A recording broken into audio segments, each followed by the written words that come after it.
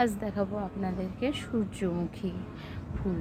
সূর্যমুখী ফুল দেখতে বেশ সুন্দর, আর আমার টব ছিল না বলে সেই মুহূর্তে একসাথেই 3টে বসিয়ে দিয়েছিলাম। আর খুব সুন্দর ফুল হয়েছে। হয়তো একা একা এক একটা করে টবে দিলে আরও বেশি সুন্দর হতো। আর এই গাছটা পেয়েছিলাম আমি যোগা ক্লাস থেকে ফেরার পথে। রাস্তার ধারে এক জায়গায় দেখলাম বেশ সুন্দর 3টে সূর্যমুখী ফুলের গাছ হয়ে আছে।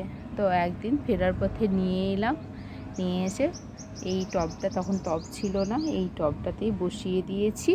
বেশ সুন্দর হয়েছে।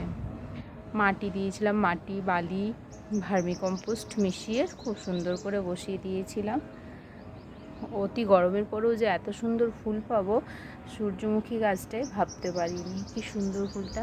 আমার মেয়ের আবার খুব সূর্যমুখী ফুল পছন্দ। একটা মেক্সিকান সানফ্লাওয়ারও লাগিয়েছি, পরে সেই ভিডিও আরেকদিন করব।